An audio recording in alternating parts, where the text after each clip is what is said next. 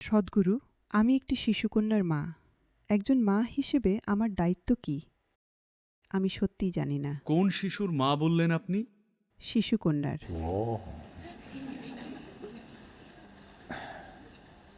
Only you. শুধু আপনার প্রতিবেশীরই দেখার কথা যে আপনার সন্তান মেয়ে নাকি ছেলে। আপনার কখনোই দেখা উচিত নয় সে মেয়ে না ছেলে। এটাই প্রথম বিষয়। পাড়ার ছেলেরা দেখবে যে সে একটা মেয়ে, সেটা ঠিক আছে। আপনার ভাবার দরকার নেই যে সে ছেলে না মেয়ে, শুধুই একটা শিশু। আর সন্তানের জন্য সবচেয়ে ভালো যেটা করতে পারেন তা হলো, যদি ভাবেন যে আপনি যেমন সেটাই সব, স্বাভাবিকভাবেই আপনার আকাঙ্ক্ষা হবে তারাও আপনার মতোই হোক, যা পরবর্তী প্রজন্মের জন্য একটি পেছনে যাওয়ার পদক্ষেপ হবে। পরবর্তী প্রজন্মের কেমন হওয়া উচিত, যা আপনি কল্পনাও করতে পারেন না তেমনই। আপনি যদি তাদের ছাঁচে ঢালেন, কেমন ছাঁচে ঢালবেন? নিজেরটা যেমন তেমনই। আর হয়তো আপনার মা বাবা আপনার চেয়ে এটা ভালোভাবে করেছেন, তো আপনি তাদের চেয়েও খারাপ করবেন। কারণ সম্ভবত আপনার মা বাবা, অন্তত আপনার মায়ের ক্ষেত্রে এটা একটা ফুল টাইম কাজ ছিল, এই ছাঁচে ঢালার কাজটা। আপনি তো মাঝে মাঝে করেন, তো বোঝাই যাচ্ছে আপনি কেমন করবেন। ওদেরকে ছাঁচে ঢালার চেষ্টা করবেন না।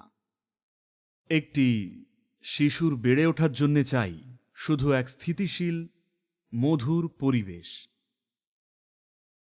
একটা প্রাণোচ্ছল।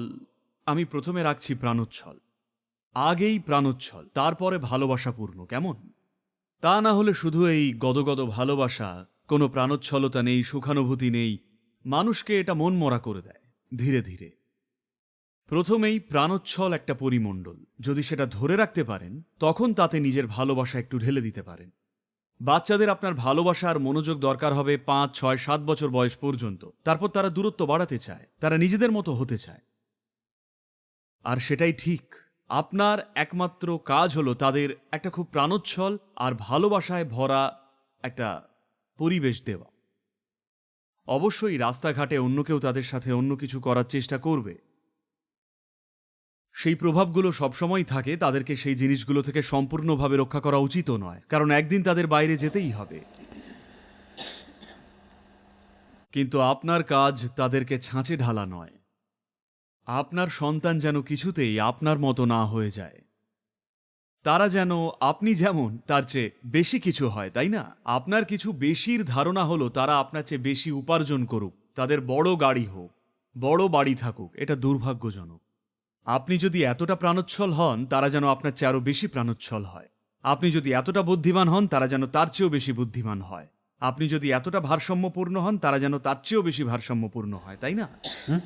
আপনার জীবন যদি এতটা সমৃদ্ধ হয় তাদের জীবন যেন আরো সমৃদ্ধ হয়। সমৃদ্ধি মানে আপনার সন্তানের জীবনের সমৃদ্ধি কখনোই যেন আপনার যা কিছু আছে তার অবদান না হয়। যা কিছু সংগ্রহ করেছেন তা যেন কখনোই আপনার জীবনকে সমৃদ্ধ না করে। দয়া করে এটা নিজের এবং নিজের সন্তানের জন্য বুঝুন। আপনি যা, আপনি তাই। যা কিছু আছে তা কতটা কাজে লাগবে সেই অনুযায়ী আমরা সবকিছু রাখব।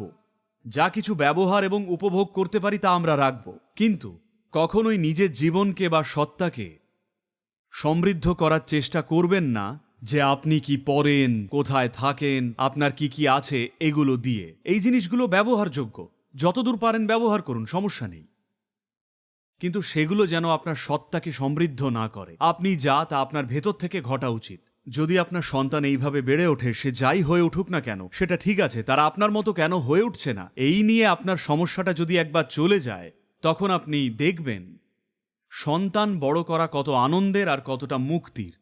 একমাত্র সমস্যা যে তারা আপনার মতো নয়, তাই না? বাচ্চাদের সাথে প্রতিদিনের লড়াই শুধু এটাই, তারা আপনার মতো করে বেড়ে উঠছে না। আমি যে এতে কি খুশি!